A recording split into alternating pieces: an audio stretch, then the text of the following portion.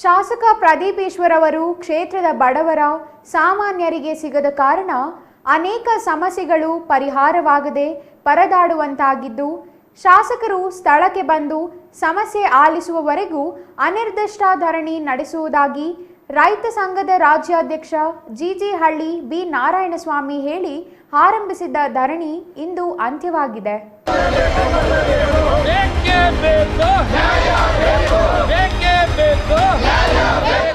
ಚಿಕ್ಕಬಳ್ಳಾಪುರ ತಾಲೂಕು ಕಚೇರಿ ಮುಂದೆ ಅನಿರ್ದಿಷ್ಟಾವಧಿ ಧರಣಿ ಆರಂಭಿಸಿದ್ದ ರೈತ ಸಂಘದ ರಾಜ್ಯಾಧ್ಯಕ್ಷ ಜಿಜಿಹಳ್ಳಿ ಬಿ ನಾರಾಯಣಸ್ವಾಮಿ ಸಮಸ್ಯೆ ಹೇಳಲು ಶಾಸಕರಿಗೆ ಕರೆ ಮಾಡಿದರೆ ಸ್ವೀಕರಿಸುತ್ತಿಲ್ಲ.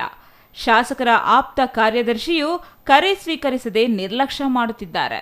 ಹಾಗಾಗಿ ಸಮಸ್ಯೆ ಯಾರ ಬಳಿ ಹೇಳಿಕೊಳ್ಳಬೇಕೋ ಅರ್ಥವಾಗದೆ ಕ್ಷೇತ್ರದ ಜನತೆ ಪರದಾಡುತ್ತಿದ್ದಾರೆ ಎಂದು ಆರೋಪಿಸಿ ಅನಿರ್ದಿಷ್ಟ ಧರಣಿ ಆರಂಭಿಸಿದ್ದರು. ಆದರೆ ಇಂದು ಶಾಸಕ ಪ್ರದೀಪ್ ಈಶ್ವರ್ ಅವರು ತಾಲೂಕು ಕಚೇರಿ ಆವರಣದಲ್ಲಿ ನಡೆಯುತ್ತಿದ್ದ ಧರಣಿ ಸ್ಥಳಕ್ಕೆ ಆಗಮಿಸಿ ಭೂ ಅವ್ಯವಹಾರದ ಬಗ್ಗೆ ತನಿಖೆ ನಡೆಸಿ ಅಕ್ರಮ ನಡೆದಿದ್ದರೆ ತಪ್ಪಿತಸ್ಥರ ವಿರುದ್ಧ ಕಾನೂನು ಕ್ರಮ ಜರುಗಿಸುವ ಭರವಸೆ ನೀಡಿದ ಕಾರಣ ಧರಣಿ ಅಂತ್ಯವಾಗಿದೆ. ಚಿಕ್ಕಬಳ್ಳಾಪುರ ಜಿಲ್ಲೆಯ ಬಡವರಿಗೆ ನಿವೇಶನ, ಭೂಮಿ ನೀಡದ ಅಧಿಕಾರಿಗಳು ಮಹಾರಾಷ್ಟ್ರ ಮತ್ತು ರಾಜಸ್ಥಾನದವರಿಗೆ ನೀಡುತ್ತಿದ್ದಾರೆ. ಮಹಾರಾಷ್ಟ್ರದವರಿಗೆ ಹೌಸ್ ಲೀಸ್ ನೀಡಿದ್ದಾರೆ, ಆದರೆ ಸ್ಥಳೀಯ ಬಡವರಿಗೆ ನೀಡಿಲ್ಲ. ಈ ಸಮಸ್ಯೆಗಳನ್ನು ಹೇಳೋಣವೆಂದರೆ ಶಾಸಕರು ಕರೆ ಸ್ವೀಕರಿಸಲ್ಲ, ಸಿಗುತ್ತಲೂ ಇಲ್ಲ. ಹಾಗಾಗಿ ಶಾಸಕ ಪ್ರದೀಪ್ ಈಶ್ವರ್ ಸೇರಿದಂತೆ ಸಂಬಂಧಿಸಿದ ಅಧಿಕಾರಿಗಳು ಸ್ಥಳಕ್ಕೆ ಬಂದು ಸಮಸ್ಯೆ ಆಲಿಸಿ ಪರಿಹಾರ ನೀಡುವವರೆಗೂ ಧರಣಿ ನಡೆಸುವುದಾಗಿ ಅವರು ಹೇಳಿದ್ದರು.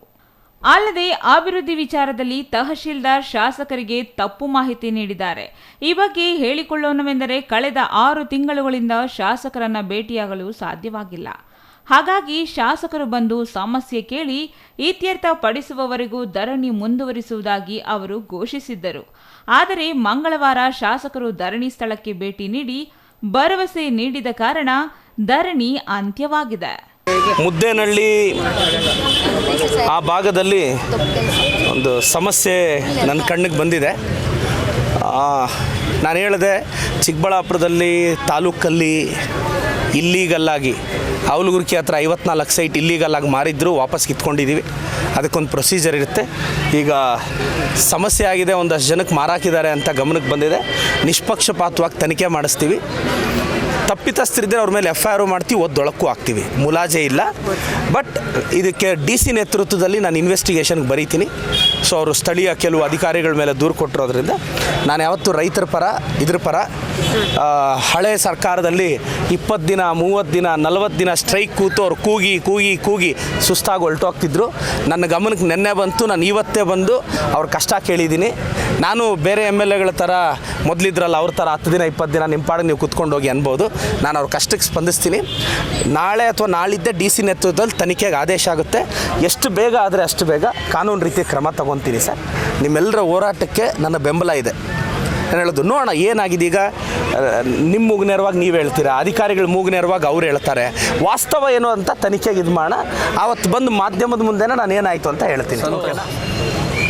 ಸನ್ಮಾನ್ಯ ಶಾಸಕರು, ನಾವೇನು ಅನಿರ್ದಿಷ್ಟ ಧರಣಿ ನೆನ್ನೆಯಿಂದ ಹಮ್ಮಿಕೊಂಡಿದ್ದೀವಿ. ಇವತ್ತು ಶಾಸಕರು ಈ ಒಂದು ಸ್ಥಳಕ್ಕೆ ಬಂದು ನಮ್ಮ ಒಂದು ಸಮಸ್ಯೆಗಳೇನೇನು ಅನ್ನೋದನ್ನು ವೇದಿಕೆ ಹತ್ರನೇ ಬಂದು ಅವರು ಆಲಿಸಿದ್ರು. ಅದರಲ್ಲಿ ಮೈಪ್ನಹಳ್ಳಿದಿರ್ಬೋದು, ಗಂಗಾ ಕಲ್ಯಾಣಿ ಇರ್ಬೋದು, ಬಗೂರು ಕುಂಸಾಗುವಳಿಗಳು, ಹಲವಾರು ಸಮಸ್ಯೆಗಳು. ಇವಾಗ ವಿದ್ಯುತ್ ಸಂಪರ್ಕಗಳು, ಪಂಪ್ ಸೆಟ್ಗಳದ್ದು ಇವೆಲ್ಲ ಅವ್ರ ಗಮನಕ್ಕೆ ತಂದಿದ್ದೀವಿ. ಇವಾಗ ಒಂದು 2-3 ದಿವಸ ಸಮಯ ಕೇಳಿದ್ದಾರೆ. ಇವಾಗ ಅಲ್ಲಿ ಆಗಿರುವಂಥ ತಪ್ಪುಗಳನ್ನ ಹೆಂಗೆ ಸರಿಪಡಿಸ್ಬೇಕು ಅನ್ನೋದನ್ನು ಅವರು ಮಾನ್ಯ ಜಿಲ್ಲಾಧಿಕಾರಿಗಳ ಮುಖಾಂತರ ತನಿಖೆ ಮಾಡಿಸಿ ಅದನ್ನು ಇತ್ಯರ್ಥ ಮಾಡಿಸ್ಕೊಡ್ತೀನಿ ಅಂತ ಒಂದು ಆಶ್ವಾಸನೆ ಕೊಟ್ಟಿದ್ದಾರೆ. ಇವತ್ತು ಇಲ್ಲಿ ಬಂದು ನಮ್ಮ ಸಮಸ್ಯೆಗಳಿಗೆ ಸ್ಪಂದಿಸಿರೋದ್ರಿಂದ ನಾನು ಅವ್ರಿಗೆ ನಮ್ಮ ಸಂಘಟನೆ ಪರವಾಗಿ ಧನ್ಯವಾದಗಳು ಹೇಳ್ತೀನಿ.